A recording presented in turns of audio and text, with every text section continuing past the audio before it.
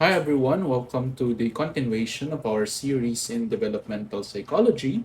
Today we will be moving on to middle childhood and then we are gonna start yung discussion natin sa middle childhood about with cognitive development. Okay? Sige, so let's begin. Since we're talking about cognitive development, let's base our discussion on the theory of Piaget, just like what we did dun sa previous stage. And we learned in our discussions sa early childhood that back then, yung bata, nandun pa siya sa pre-operational stage. And last time, in the previous video, pinag-usapan natin yung mga immaturities ng isang bata, okay, na younger than 7 years old.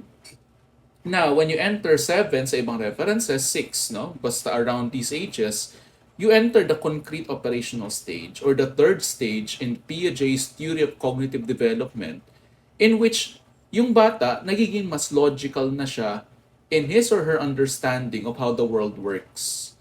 Okay? Marami kang mga cognitive advances na very useful as you enter elementary at mas nade-develop pa with the different things that you learn in elementary. Okay? Pag-uusapan natin sa next slide yung mga cognitive advances na ito and very important sila in understanding if a person is at par ba siya sa mga kaedad niya in terms of cognitive growth, in terms of cognitive development. Okay? Tingnan natin yung mga cognitive advances. Number one, nade-develop natin yung tinatawag na spatial thinking.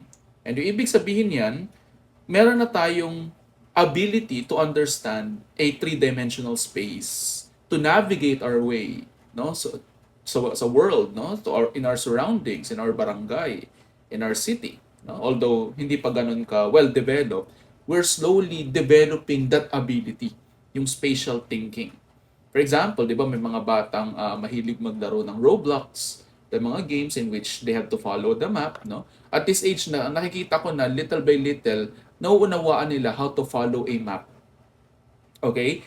And kaya na nilang makaintindi ng directions, yung north, south, east, and west, and to some extent yung left and right, although malilito pa sila every now and then, pero they know yung paano sundin yung directions. Okay? They know their way to school. And 'di ba nga usually in elementary unti-unti nang tinitrain yung bata, no? Na papasok ka lang on your own, no?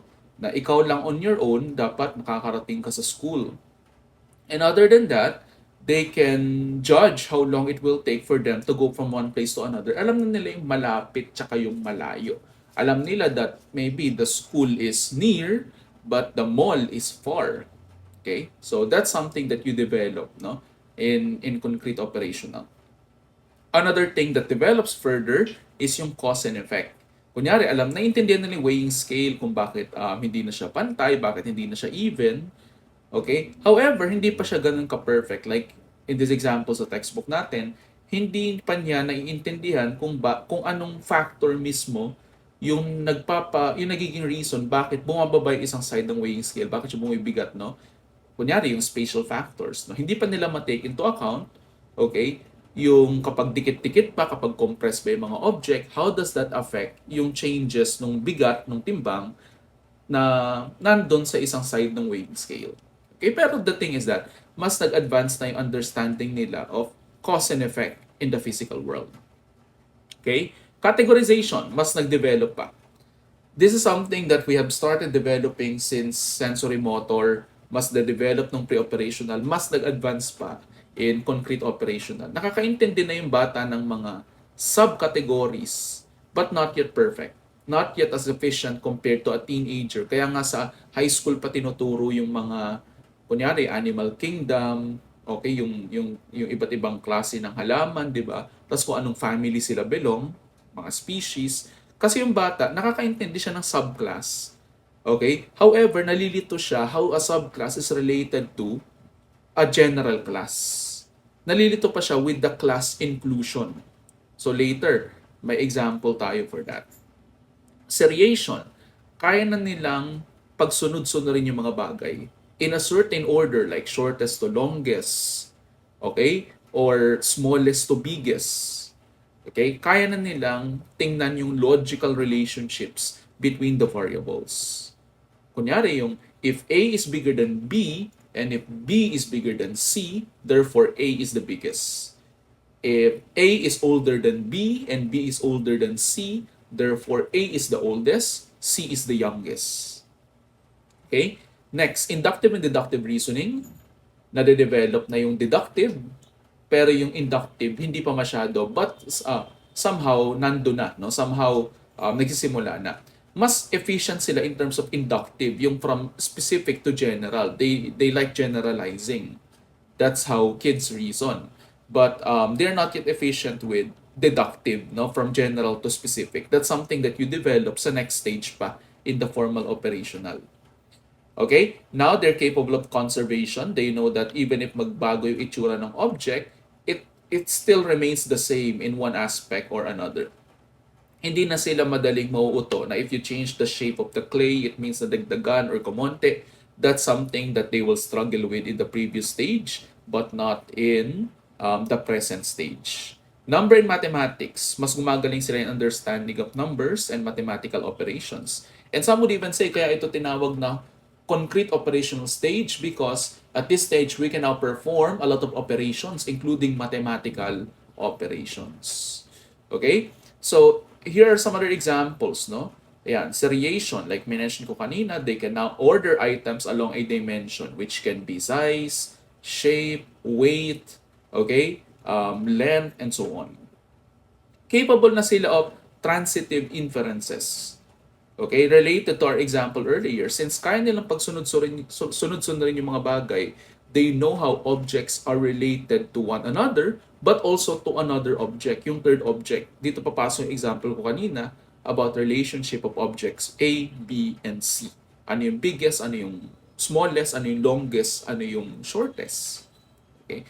And yung class inclusion nila, understanding classes and subclasses, nalilito pa sila ng kaunti, although they get a better basic understanding. Kunyari, si Piaget, yung ginawa niya, sinabi niya sa mga bata, okay, na meron daw 10 flowers, 7 doon roses, yung 3 carnations. Yung tanong niya is that, ano mas marami?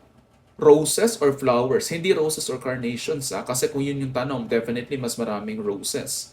Yung tanong niya, ano mas marami? Roses or flowers? Yung mga bata, since nalilito sila with the relationship between a subclass and a bigger class, a general class, they usually say na mas maraming roses kasi nga 7. Okay? But hindi nila alam, when we say flowers, included both ang roses and carnations. So meaning 10. So doon sila nalilito, no? They thought that they're having difficulties understanding the relationship of a subcategory and a general category.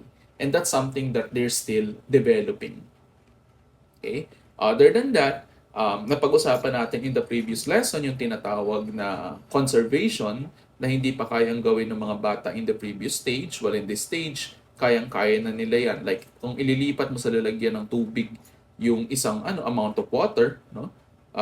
It doesn't automatically mean na nagbago yung amount niya. That's something that kids at this stage began to understand because of principles of identity. Just because nag-iba itsura, it doesn't mean na nagbago na yung identity.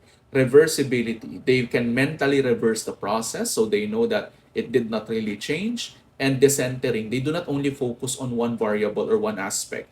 They look at various aspects of the object. Okay? Like kunyari, kung ito ay comparing two objects, it's not just the size, but it can be the value, the worth, okay? And other characteristics that differentiates objects.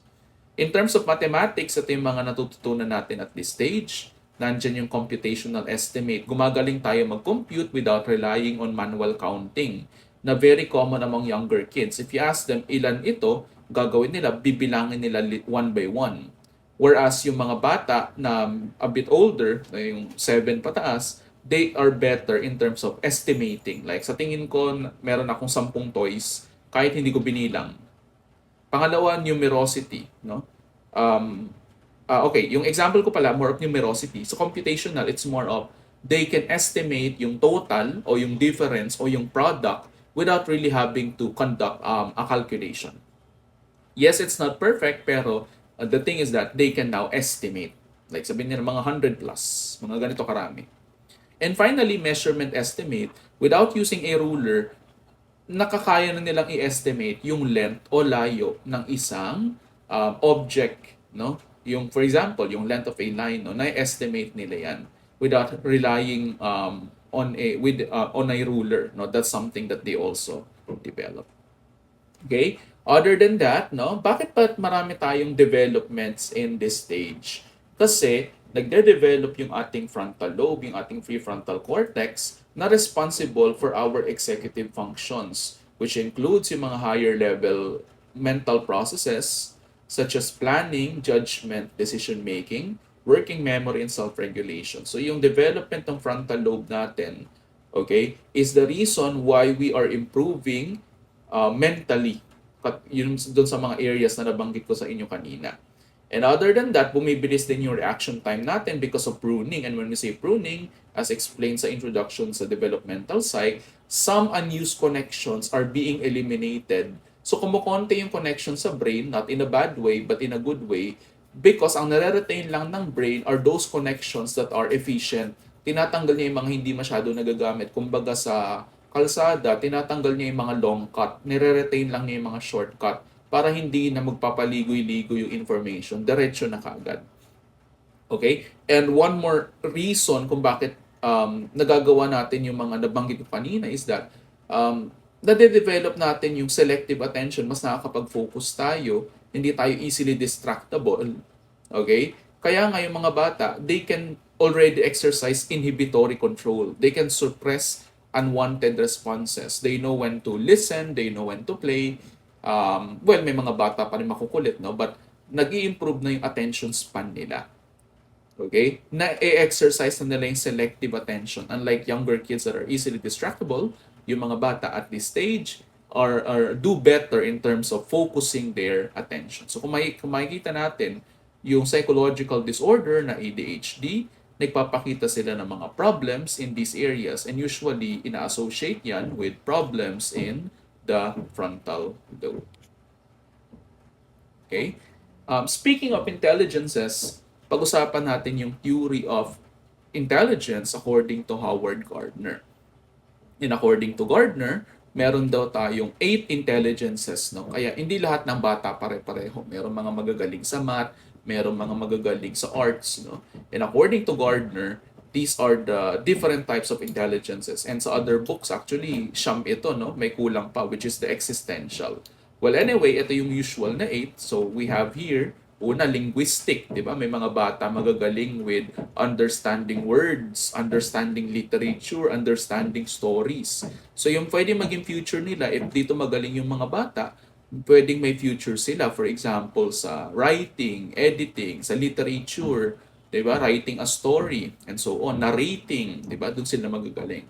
Logical and mathematical, no, self-explanatory. These kids are very good in mathematics, so they can easily solve mathematical problems. And may future sila sa science, sa mathematics, sa business, and even medicine. Okay? May future sila as researchers. Next is spatial. Yung mga batang merong spatial intelligence, they're very good with navigating the 3D world, no? The environment. And may future sila in architecture, carpentry, no? City planning, being a pilot, no? Engineering, and so on.